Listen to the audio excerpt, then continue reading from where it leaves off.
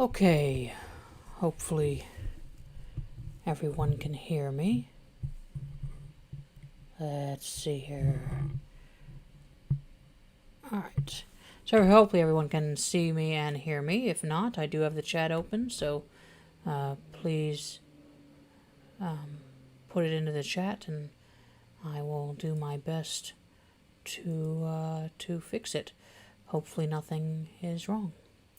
Anyway, so thank you for joining me this evening. We are continuing tonight with our reading and discussion of Mere Christianity by C.S. Lewis. There it is there. Before we get into tonight, I just kind of do a couple little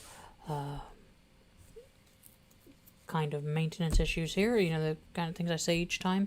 And I'm sure if you've watched the other episodes, you are getting tired of me saying this, but just in case someone's coming in the middle, I want to make sure that they hear this warning as well. So C.S. Lewis is, of course, a very famous author, as well as sort of well-regarded amateur theologian inside the Anglican world. However, he is ultimately a product of his time. And what I mean by that is that he does occasionally express views, particularly in regards to homosexuality and kind of women's place in the world, that we would today find objectionable.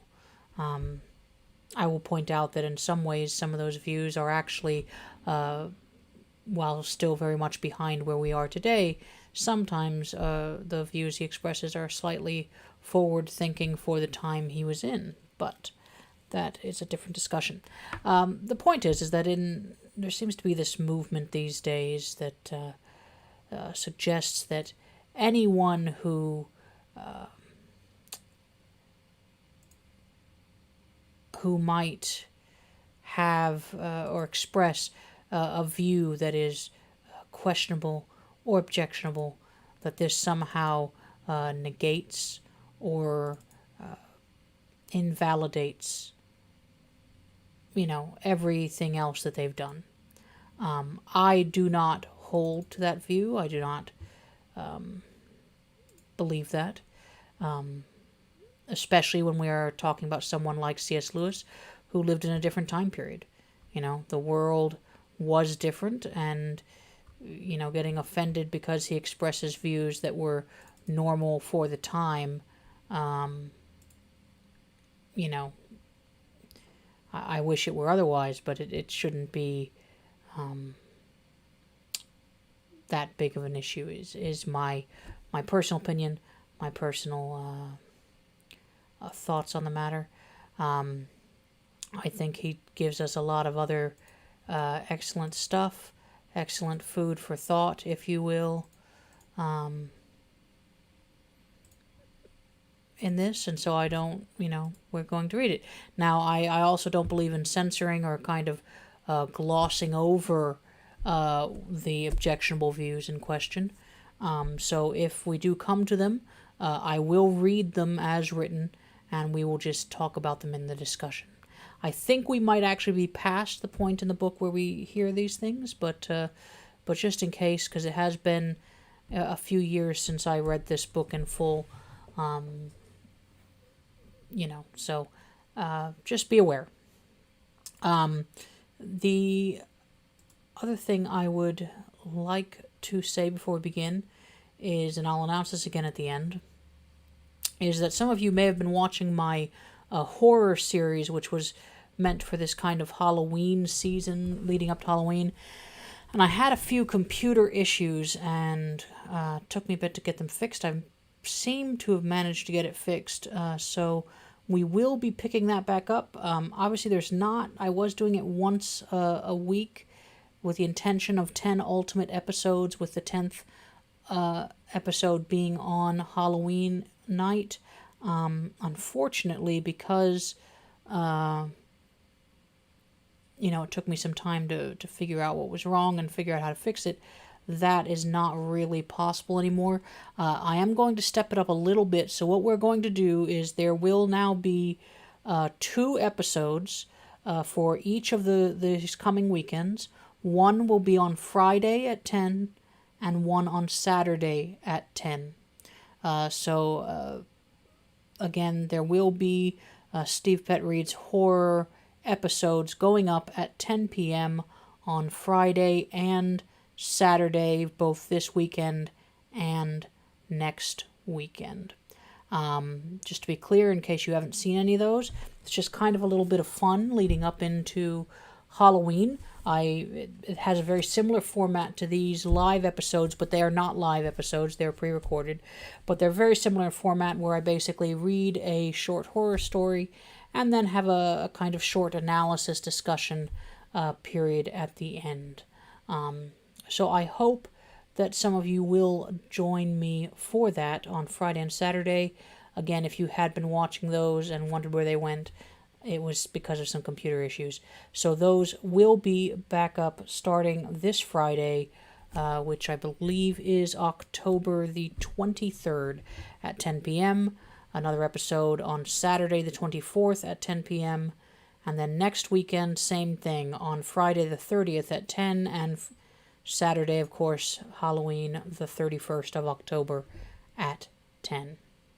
So, let's go ahead and get right into this. As you may remember, I usually start each episode with a poem, and this week's poem is, this episode's poem is from Alfred Lord Tennyson, and it is called In Memoriam.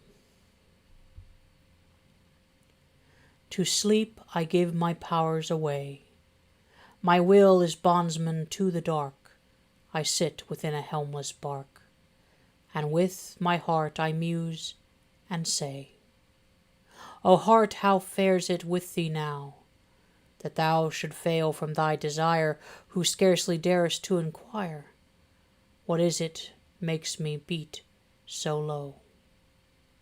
Something it is which thou hast lost, some pleasure from thine early years, breaking thou deep vase of chilling tears, that grief hath shaken into frost. Such clouds of nameless trouble cross all night below the darkened eyes. With morning wakes the will and cries, thou shalt not be the fool of loss. So that was called In Memoriam, and again was from Alfred Lord Tennyson. So diving in tonight, you will recall that the way this book is organized is that there are 4 sections that are called books. We are currently on book 3, which is called Christian Behavior, and each of those books is made up of multiple chapters. Today we are actually going to be reading 4 chapters, which will finish out book 3, chapters 9, 10, 11, and 12. Even though it's 4 chapters, which is more than we normally read, they are fairly short chapters, so it's not really that many more pages than we would normally read. And I felt that they kind of, to some extent, went together. They're kind of in backwards order from the way you normally hear it, but you may, of course, recall very famously from Corinthians about faith, hope, and charity, the greatest of these being charity. These, I believe, are generally called the 3 theological virtues. So this, he kind of organizes it slightly backwards. So these chapters are called Charity, Hope, Faith, and then chapter 12 is also called Faith. So there are 2 chapters called Faith, preceded by Charity and Hope. So I figured that meant they all kind of went together, which is why I wanted to go ahead and read them together. And it will go ahead and close out book 3 for us this evening. So, first of all, chapter 9, which is called Charity.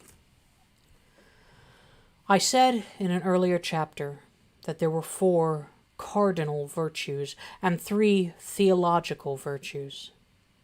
The 3 theological ones are faith, hope, and charity. Faith is going to be dealt with in the last 2 chapters. Charity was partly dealt with in chapter 7, but there I concentrated on that part of charity which is called forgiveness. I now want to add a little more. First, as to the meaning of the word. Charity now means simply what used to be called alms. Let me just see if I can adjust the light there a little bit. Okay, sorry. It used to be called alms. That is, giving to the poor. Originally, it had a much wider meaning. You can see how it got the modern sense. If a man has charity, giving to the poor is one of the most obvious things he does, and so people came to talk as if that were the whole of charity. In the same way that rhyme is the most obvious thing about poetry, and so many people come to mean by poetry simply rhyme and nothing more. Charity means love in the Christian sense. But love in the Christian sense does not mean an emotion. It is a state not of the feelings, but of the will. That state of the will which we have naturally about ourselves and must learn to have about other people. I pointed out in the chapter on forgiveness that our love for ourselves does not mean that we like ourselves. It means that we wish our own good. In the same way, Christian love or charity for our neighbors is quite a different thing from liking or affection. We like or are fond of some people and not of others. It is important to understand that this natural liking is neither a sin nor a virtue, any more than your likes and dislikes in food are a sin or a virtue. It is just a fact. But of course, what we do about it is either sinful or virtuous. Natural liking or affection for people makes it easier to be charitable towards them. It is therefore normally a duty to encourage our affections to like people as much as we can, just as it is often our duty to encourage our liking for exercise or wholesome food, not because this liking is itself the virtue of charity, but because it is a help to it.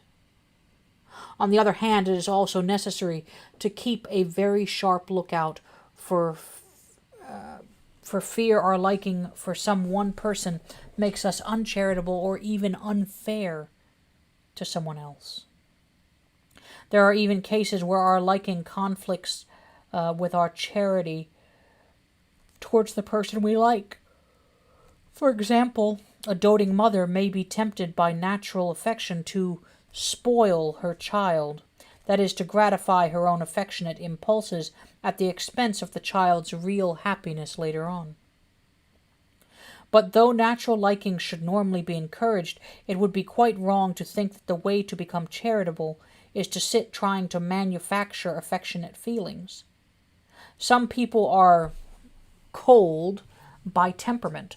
That may be a misfortune for them, but it is no more a sin than having a bad digestion is a sin, and it does not cut them out from the chance or excuse them from the duty of learning charity. The rule for all of us is perfectly simple. Do not waste time bothering whether you love your neighbor. Act as if you did. As soon as we do this, we find one of the greatest secrets. When you are behaving as if you loved someone, you will presently come to love them. If you injure someone you dislike, you will find yourself disliking him more. If you do him a good turn, you will find yourself disliking him less. There is indeed one exception. If you do him a good turn, not to please God and obey the law of charity, but to show him what a fine and forgiving chap you are, and to put him in your debt, then sit down and wait for his gratitude, you will probably be disappointed. People are not fools. They have a very quick eye for anything like showing off or patronage.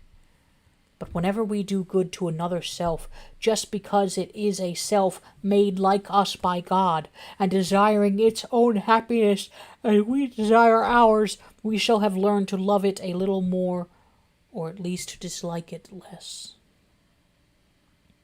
Consequently, though Christian charity sounds a very cold thing to people whose heads are full of sentimentality, and though it is quite distinct from affection, yet it leads to affection. The difference between a Christian and a worldly man is not that the worldly man has only affections or likings, and the Christian has only charity. The worldly man treats certain people kindly because he likes them. The Christian, trying to treat everyone kindly, finds himself liking more and more people as he goes on, including people he could not have imagined himself liking at the beginning.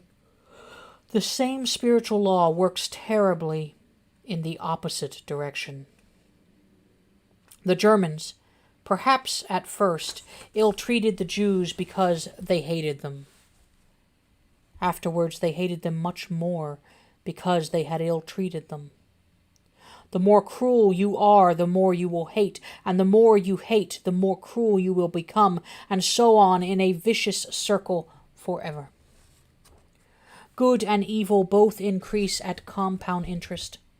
That is why the little decisions you and I make every day are of such infinite importance. The smallest good act today is the capture of a strategic point from which a few months later you may be able to go on to victories you never dreamed of.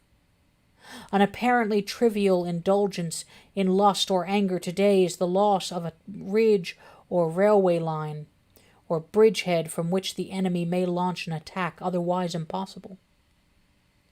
Some writers use the word charity to describe not only Christian love between human beings, but also God's love for man and man's love for God. About the second of these two, people are often worried. They are told they ought to love God. They cannot find any such feeling in themselves. What are they to do? The answer is the same as before. Act as if you did. Do not sit trying to manufacture feelings. Ask yourself, if I were sure that I loved God, what would I do? When you have found the answer, go and do it. On the whole, God's love for us is a much safer subject to think about than our love for Him. Nobody can always have devout feelings, and even if we could, feelings are not what God principally cares about. Christian love, either towards God or towards man, is an affair of the will. If we are trying to do His will, we are obeying the commandment, "Thou shalt love the Lord thy God." He will give us feelings of love if He pleases. We cannot create them for ourselves, and we must not demand them as a right. But the great thing to remember is that, though our feelings come and go, His love for us does not. It is not wearied by our sins or our indifference, and therefore it is quite relentless in its determination that we shall be cured of those sins at whatever cost to us, at whatever cost to Him. Chapter 10 is called Hope. Hope is one of the theological virtues. This means that a continual looking forward to the eternal world is not, as some modern people think, a form of escapism or wishful thinking, but one of the things a Christian is meant to do. It does not mean that we are to leave the present world as it is. If you read history, you will find that Christians who did most for the present world were just those who thought most about the next. The apostles themselves who set on foot the conversion of the Roman Empire, the great men who built up the Middle Ages, the English evangelicals who abolished the slave trade, all left their mark on earth. It is since Christians have largely ceased to think of the other world that they have become so ineffective in this. Aim at heaven and you will get earth thrown in. Aim at earth and you will get neither. It seems a strange rule, but something like it can be seen at work in other matters. Health is a great blessing, but the moment you make health one of your main, direct objects, you start becoming a crank and imagining there is something wrong with you.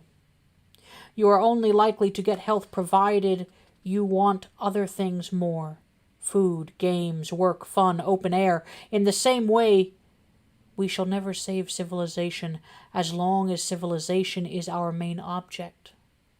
we must learn to want something else even more.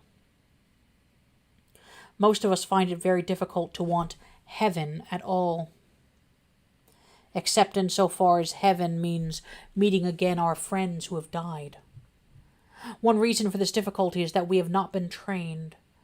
Our whole education tends to fix our minds on this world.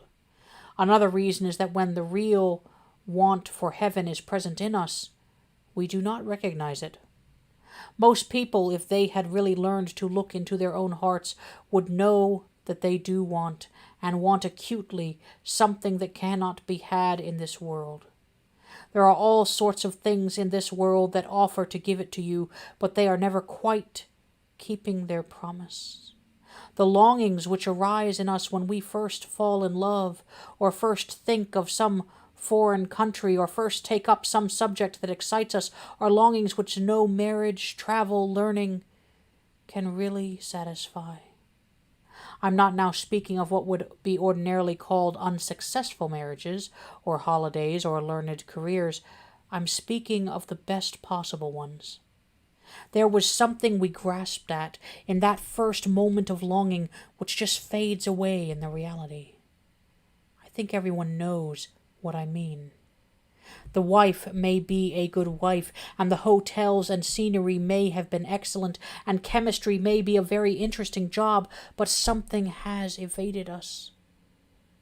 Now there are two wrong ways of dealing with this fact, and one right one. Number one, the fool's way. He puts the blame on the things themselves. He goes on all his life thinking that if only he tried another woman, or went for a more expensive holiday, or whatever it is, then this time he really would catch the mysterious something we are all after. Most of the bored, discontented, rich people in the world are of this type. They spend their whole lives trotting from woman to woman, though through the divorce courts, from continent to continent, from hobby to hobby, always thinking that the latest is the real thing at last, and always disappointed. Number two, the way of the disillusioned, sensible man. He soon decides that the whole thing was moonshine. Of course, he says, one feels like that when one's young, but by the time you get to my age, you've given up chasing the rainbow's end. So he settles down and learns not to expect too much, and represses the part of himself which used, as he would say, to cry for the moon. This is, of course, a much better way than the first, and makes a man much happier and less of a nuisance to society. It tends to make him a prig. He is apt to be rather superior towards what he calls adolescence. But on the whole he rubs along fairly comfortably. It would be the best line we could take if man did not live forever, but supposing infinite happiness really is there, waiting for us, supposing one really can reach the rainbow's end, in that case it would be a pity to find out too late, a moment after death, that by our supposed common sense we had stifled in ourselves the faculty of enjoying it. Number three, the Christian way. The Christian says creatures are not born with desires unless satisfaction for those desires exists. A baby feels hunger. Well, there is such a thing as food. A duckling wants to swim. Well, there is such a thing as water. Men feel sexual desire. Well, there is such a thing as sex. If I find in myself a desire which no experience in this world can satisfy, the most probable explanation is that I was made for another world. If none of my earthly pleasures satisfy it, that does not prove that the universe is a fraud. Probably earthly pleasures were never meant to satisfy it, but only to arouse it, to suggest the real thing. If that is so, I must take care, on the one hand, never to despise or be unthankful for these earthly blessings, and on the other, never to mistake them for the something else of which they are only a kind of copy or echo or mirage. I must keep alive in myself the desire for my true country, which I shall not find till after death. I must never let it get snowed under or turned aside. I must make it the main object of life to press on to that other country and to help others to do the same. There is no need to be worried by facetious people who try to make the Christian hope of heaven ridiculous by saying that they do not want to spend eternity playing harps. The answer to such people is that if they cannot understand books written for grown-ups, they should not talk about them. All the scriptural imagery, harps, crowns, gold, etc., is of course a merely symbolic attempt to express the inexpressible. Musical instruments are mentioned because for many people, not all, music is the thing known in the present life which most strongly suggests ecstasy and infinity. Crowns are mentioned to suggest the fact that those who are united with God in eternity share his splendor and power and joy. Gold is mentioned to suggest the timelessness of heaven. Gold does not rust, and the preciousness of it. People who take these symbols literally might as well think that when Christ told us to be like doves, he meant that we were to lay eggs. Chapter 11 is called Faith. I must talk in this chapter about what the Christians call faith. Roughly speaking, the word faith seems to be used by Christians in two senses, or on two levels, and I will take them in turn. In the first sense, it means simply belief, accepting or regarding as true the doctrines of Christianity. That is fairly simple. But what does people, at least it used to puzzle me, is the fact that Christians regard faith in this sense as a virtue. I used to ask how on earth it can be a virtue. What is there moral or immoral about believing or not believing a set of statements? Obviously, I used to say, a sane man accepts or rejects any statement not because he wants to or does not want to, but because the evidence seems to him good or bad. If he were mistaken about the goodness or badness of the evidence, that would not mean that he was a bad man, but only that he was not very clever. And if he thought the evidence bad, but tried to force himself to believe in spite of it, that would be merely stupid. Well, I think I still take that view, but what I did not see then, and a good many people do not see still, was this. I was assuming that if the human mind once accepts a thing as true, it will automatically go on regarding it as true until some real reason for reconsidering it turns up. In fact, I was assuming that the human mind is completely ruled by reason. But that is not so. For example, my reason is perfectly convinced by good evidence that anesthetics do not smother me and that properly trained surgeons do not start operating until I am unconscious. But that does not alter the fact that when they have me down on the table and clap their horrible mask over my face, a mere childish panic begins inside me. I start thinking I'm going to choke, and I'm afraid they will start cutting me up before I am properly under. In other words, I lose my faith in anesthetics. It is not reason that is taking away my faith. On the contrary, my faith is based on reason. It is my imagination and emotions. The battle is between faith and reason on one side, and emotion and imagination on the other. When you think of it, you will see lots of instances of this. A man knows, on perfectly good evidence, that a pretty girl of his acquaintance is a liar and cannot keep a secret and cannot and ought not to be trusted. But when he finds himself with her, his mind loses its faith in that bit of knowledge, and he starts thinking, perhaps she'll be different this time, and once more makes a fool of himself and tells her something he ought not to have told her. His senses and emotions have destroyed his faith in what he really knows to be true. Or take a boy learning to swim. His reason knows perfectly well that an unsupported human body will not necessarily sink in water.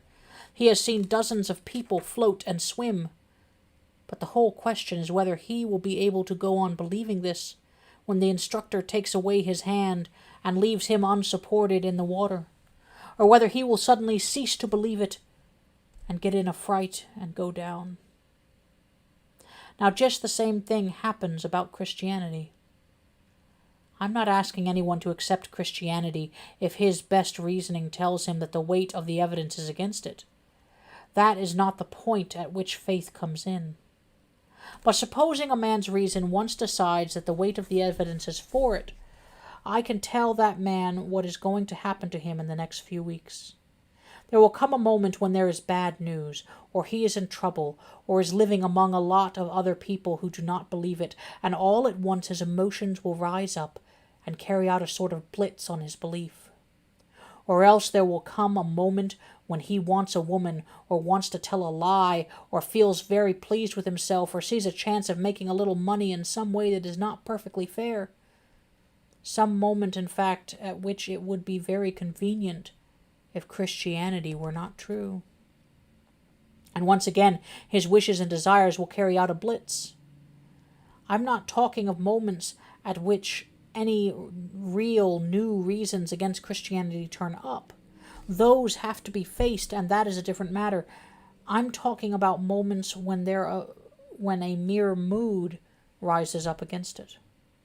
Now, faith, in the sense in which I am here using the word, is the art of holding on to things your reason has once accepted, in spite of your changing moods. For moods will change, whatever view your reason takes. I know that by experience. Now that I am a Christian, I do have moods in which the whole thing looks very improbable. But when I was an atheist, I had moods in which Christianity looked terribly probable. This rebellion of your moods against your real self is going to come anyway. That is why faith is such a necessary virtue. Unless you teach your moods where they get off, you can never be either a sound Christian or even a sound atheist, but just a creature dithering to and fro, with its beliefs really dependent on the weather and the state of its digestion. Consequently, one must train the habit of faith. The first step is to recognize the fact that your moods change. The next step is to make sure that if you have once accepted Christianity, then some of its main doctrines shall be deliberately held before your mind for some time every day. That is why daily prayers and religious readings and church-going are necessary parts of the Christian life. We have to be continually reminded of what we believe. Neither this belief nor any other will automatically remain alive in the mind. It must be fed, and as a matter of fact, if you examined 100 people who had lost their faith in Christianity, I wonder how many of them would turn out to have been reasoned out of it by honest argument. Do not most people simply drift away? Now I must turn to faith in the second or higher sense, and this is the most difficult thing I have tackled yet. I want to approach it by going back to the subject of humility. You may remember I said that the first step towards humility was to realize that one is proud.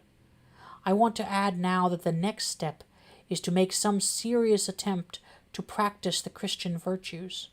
A week is not enough. Things often go swimmingly for the first week. Try 6 weeks.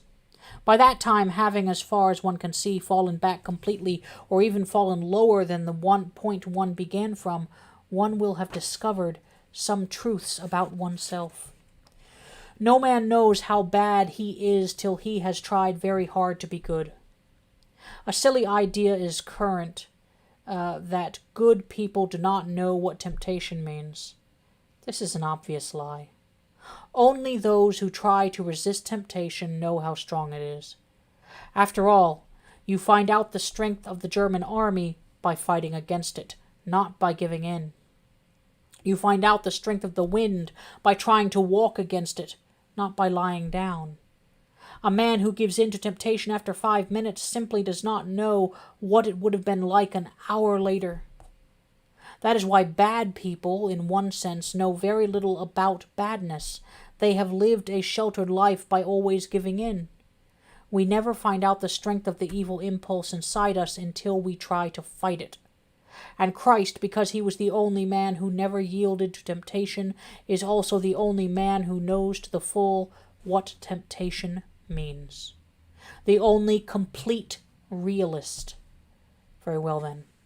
The main thing we learn from a serious attempt to practice the Christian virtues is that we fail.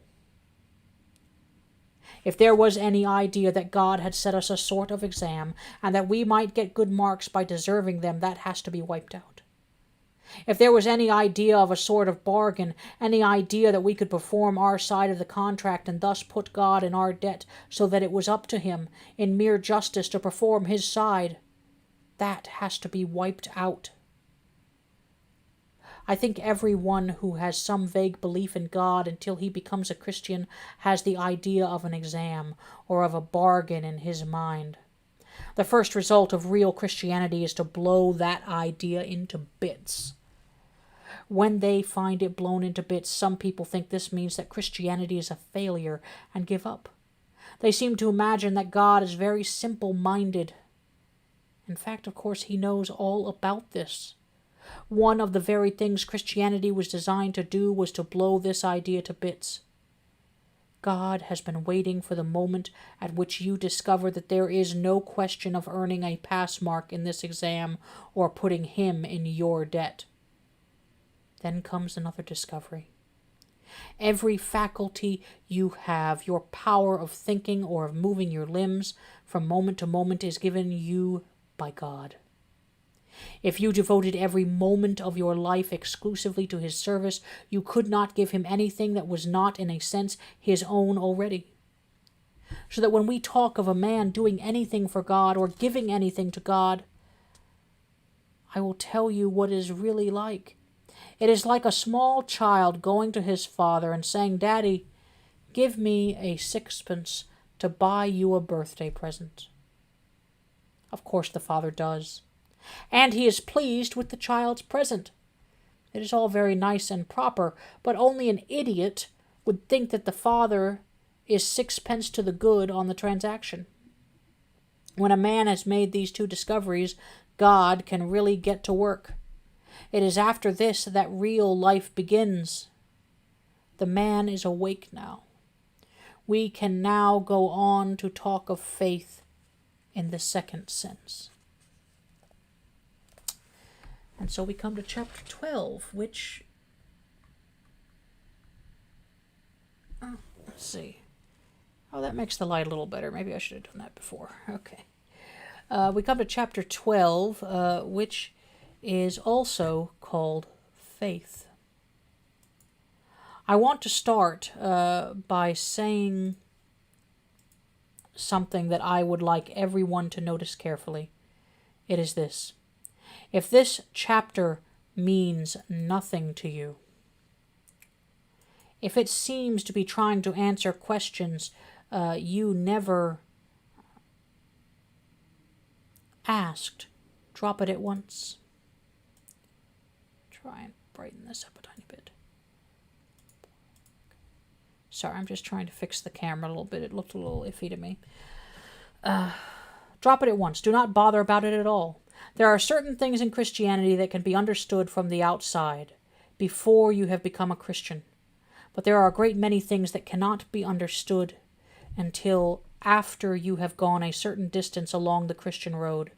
These things are purely practical, though they do not look as if they were. They are directions for dealing with particular crossroads and obstacles on the journey, and they do not make sense until a man has reached those places. Whenever you find any statement in Christian writings which you can make nothing of, do not worry. Leave it alone. There will come a day, perhaps years later, when you suddenly see what it meant. If one could understand it now, it would only do one harm. Of course, all this tells against me as much as anyone else. The thing I am going to try to explain in this chapter may be ahead of me. I may be thinking I've got there when I have not. I can only ask instructed Christians to watch very carefully and tell me when I go wrong, and others to take what I say with a grain of salt. as something offered because it may be a help, not because that I am certain that I am right. I am trying to talk about faith in the second sense, the higher sense. I said just now that the question of faith in this sense arises after a man has tried his level best to practice the Christian virtues, and found that he fails, and seen that even if he could, he would only be giving back to God what was already God's own. In other words, he discovers his bankruptcy. Now, once again, what God cares about is not exactly our actions. What he cares about is that we should be creatures of a certain kind or quality, the kind of creatures he intended us to be, creatures related to himself in a certain way. I do not add and related to one another in a certain way, because that is included. If you are right with him, you will inevitably be right with all your fellow creatures, just as if all the spokes of a wheel are fitted rightly into the hub, and the rim they are bound to be in the right positions to one another. And as long as a man is thinking of God as an examiner who has set him a sort of paper to do, or as the opposite party in a sort of bargain, as long as he is thinking of claims and counterclaims between himself and God, he is not yet in the right relation to him. He is misunderstanding what he is and what God is, and he cannot get into the right relation until he has discovered the fact of our bankruptcy. When I say discovered, I mean really discovered, not simply said it in parrot fashion. Of course, any child, if given a certain kind of religious education, will soon learn to say that we have nothing to offer to God that is not already his own, and that we find ourselves failing to offer even that without keeping something back. But I am talking of really discovering this, really finding out by experience that it is true. Now, we cannot, in that sense, discover our failure to keep God's law except by trying our very hardest and then failing. Unless we really try, whatever we say, there will always be at the back of our minds the idea that if we try harder next time, we shall succeed in being completely good. Thus, in one sense, the road back to God is a road of moral effort, of trying harder and harder, but in another sense, it is not trying that is ever going to bring us home. All this trying leads up to the vital moment at which you turn to God and say, "You must do this. I can't." Do not, I implore you, start asking questions. Start asking yourselves, have I reached that moment?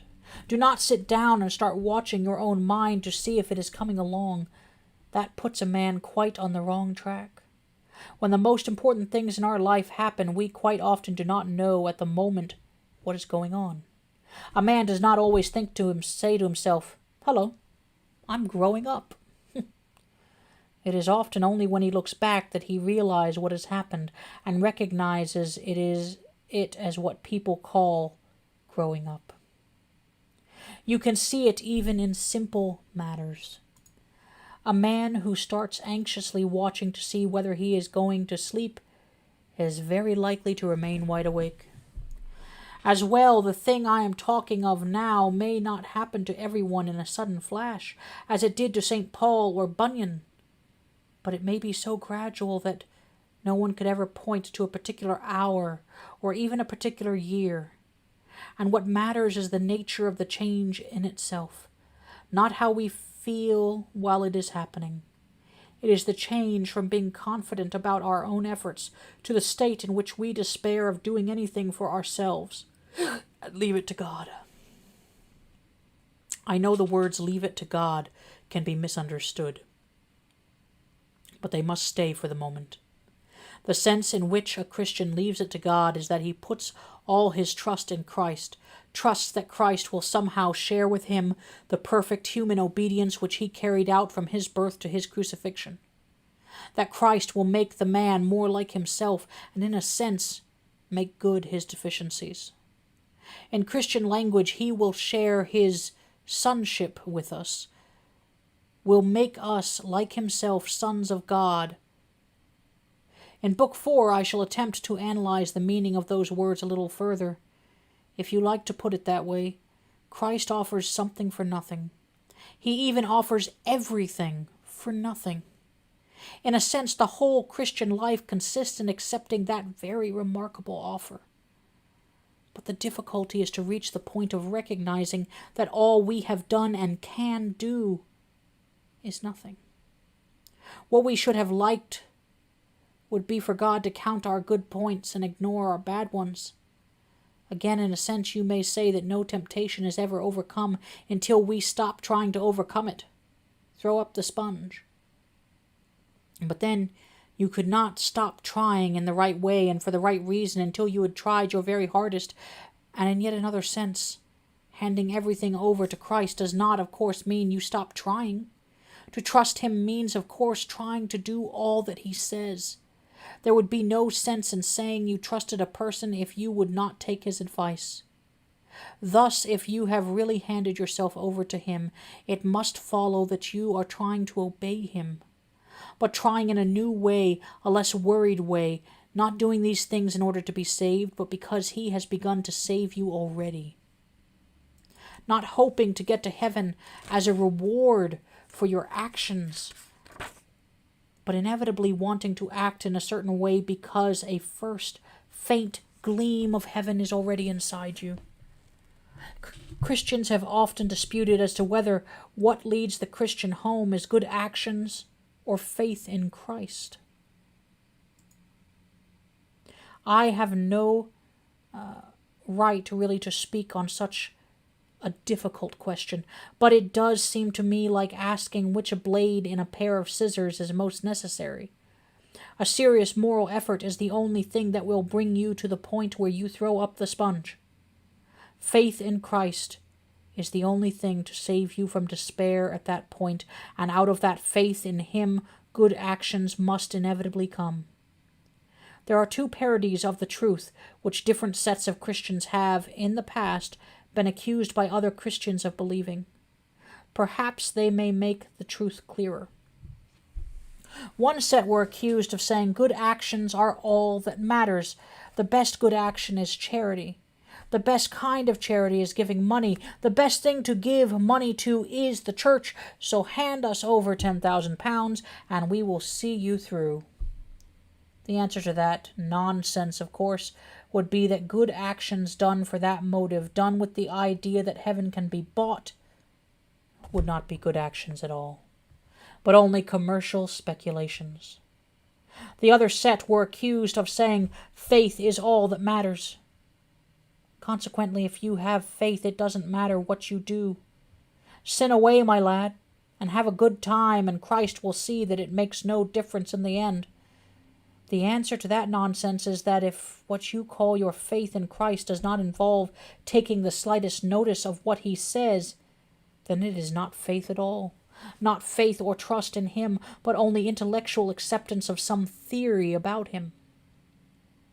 The Bible really seems to clinch the matter when it puts the two things together into one amazing sentence. The first half is, work out your own salvation with fear and trembling, which looks as if everything depended on us and our good actions. But the second half goes on, for it is God who worketh in you, which looks as if God did everything and we nothing. I'm afraid that is the sort of thing we come up against in Christianity. I am puzzled, but I am not surprised. You see, we are now trying to understand and to separate into watertight compartments what exactly God does and what man does when God and man are working together. And of course we begin by thinking it is like two men working together, so that you could say he did this bit and I did that. But this way of thinking breaks down. God is not like that. He is inside you as well as outside. Even if we could understand who did what, I do not think human language could properly express it. In the attempt to express it, different churches say different things, but you will find that even those who trust most strongly on the importance of good actions tell you you need faith. And even those who insist most strongly on faith tell you to do good actions. At any rate, that is as far as I can go. I think all Christians would agree with me if I said that though Christianity seems at the first to be all about morality, all about duties and rules and guilt and virtue, yet it leads you on, out of all that, into something beyond. One has a glimpse of a country where they do not talk of those things, except perhaps as a joke. Everyone there is filled full with what we should call goodness, as a mirror is filled with light, but they do not call it goodness. They do not call it anything. They are not thinking of it. They are too busy looking at the source from which it comes. But this is near the stage where the road passes over the rim of our world. No one's eyes can see very far beyond that. Lots of people's eyes can see further than mine.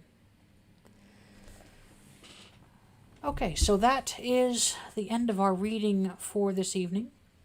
So there's several things I'd like to say. I'm going to take a drink here, though, see if anyone else wants to put a comment in the chat before I start.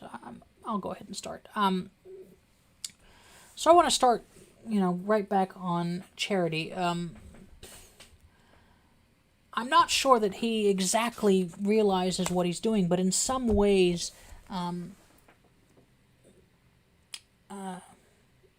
C.S. Lewis is kind of expressing one of the kind of basic tenets of Anglicanism. So a lot of people wonder what makes Anglicanism a little bit different from others. So the Anglican Church, all Anglican churches throughout the world, have some form of prayer book. This is my copy here. This is the 1979 Book of Common Prayer, currently in use by the Episcopal Church of the United States. Almost all of the different prayer books ultimately are based on the 1662 version that was created in the Church of England. But all the prayer books have a same basic idea behind them. So the kind of fancy Latin official term is lex orandi, lex credendi. The way you pray shapes the way you believe, essentially. And to put that in slightly simpler terms, what they mean is that the point of having prayers that you keep repeating, as opposed to just doing freeform. That's not to say that praying freeform, if you will, which is just, saying whatever you want at any point, that there's anything wrong with that. Of course there's not. And sometimes, if that's the way you want to pray, if that's what is getting you closer to God, you should do that. But the basic idea of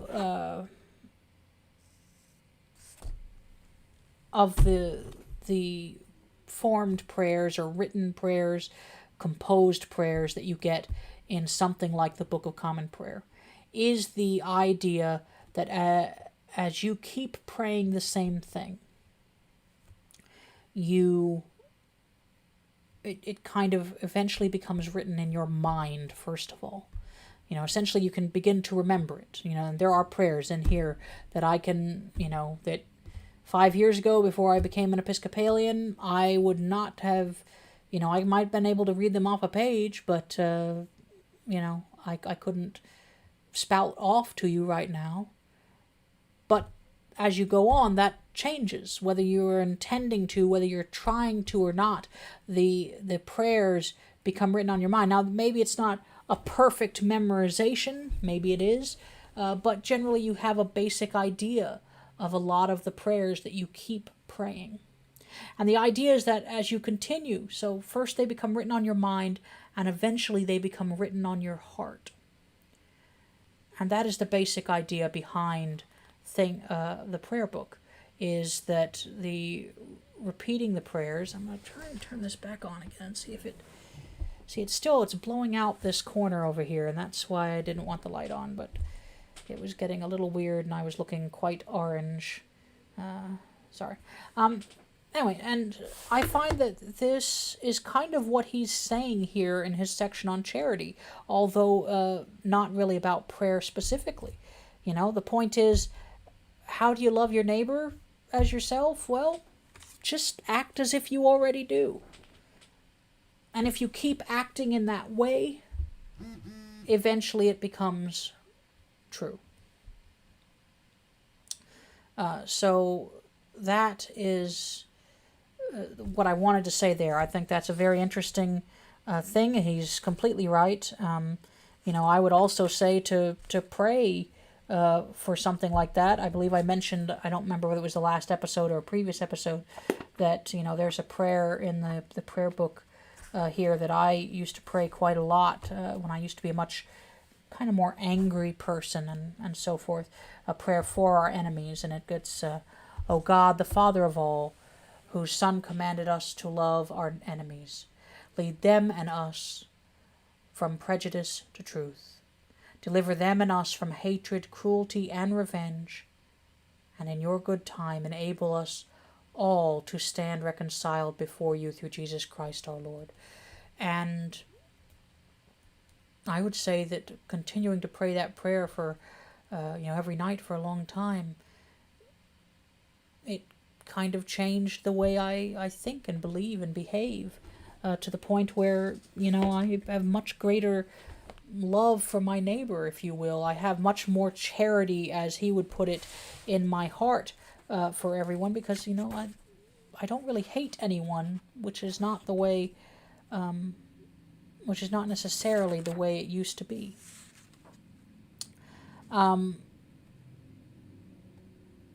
The comment I want to make on the section for hope. So he talks about hoping for heaven, looking forwards towards heaven. I guess my thing I want to say here that bothers me about some people who, look at that, that hope is that's like they use their hope for heaven to the exclusion of all other things, so they, basically live in their own little world with their own little thoughts without letting the outside world get in. And that doesn't really seem that great either. Overall, though, I do agree with him that, there is something inside us that, a sort of emptiness, if you will, I believe some people might have called it, or loneliness. And, I would argue, and most Christians would argue, that God is the thing that fills that hole inside you. And that, through things like prayer and other things like that, you may be able to fill it temporarily, but it is in heaven, when you're united with God, that it becomes filled more completely. Let's see. In the section of faith, there was a couple things I wanted to say, and I'm trying to see. I don't remember exactly where it is or what he said that made me think of this, but there was a bit where he was talking about faith and a kind of disingenuousness sometimes. Maybe I'll leave that alone, since I can't quite remember what it was he said that made me think of this. But so I'll leave that bit alone. But so moving on to the other thing I want to say about faith is he talks about, the thing about the child with the sixpence and all that. And I think that's a very good metaphor. And it just made me think, for example, of something, this kind of goes back to my previous point, in the Book of Common Prayer. And what that is the baptism service. I believe it's the baptism service, which also leads into the confirmation service. Very, straightforward. essentially speaking, there's a bit where there's some questions that you're supposed to answer. I'm trying to find them here. And you all kind of... oh, here we are. Okay. So there's something called the baptismal covenant. And, you definitely do these during baptisms. I believe, if I remember correctly, they're during confirmations as well. But essentially, there's a series of questions. There's the first part kind of about belief. Do you believe in God the Father? Do you believe in Jesus Christ the Son? Do you believe in God the Holy Spirit? But after that, you have questions about how you're going to behave or live in a Christian way. And, so you have something like, will you persevere in resisting evil, and whenever you fall into sin, repent and return to God, to the Lord? And the answer is, to each of the questions, I will, with God's help. Which is kind of exactly what he was talking about this acknowledgement that, there's a limit to what we can do, that we will fail. That is... the nature of our humanity is that we aren't perfect. We are going to fail. And so all these things, it's I will with God's help. So God working with me, I'll be able to do it. Otherwise, the reverse implication is that you might not be able to do it. And that kind of leads on to the second thing I want to say about faith, is he talked about the two different ways, the idea of whether it's works or faith and all that. And of course, I completely agree with what he says there about how, one should lead to the other. It's kind of the way it works, But where I think he's forgotten is he's mentioned two sides of an argument, but he's forgotten that one of those sides, at least in my experience, has an unfortunate subset of it. So it's the bit about faith. Where it's all about faith as opposed to works. And so it's something like, faith is all that matters. Consequently, if you have faith, it doesn't matter what you do. Send away, my lad, and have a good time in Christ. We'll see that it makes no difference in the end. I personally have not really heard a church say things that way. The way I feel that they are more likely to express the thing in faith, and this is where I think it is a problem, because I think it does not acknowledge our humanity, our flawed nature, is that, that yes, faith is the important thing, and I agree with that. It's... And I agree with him that good works should ultimately rise from faith.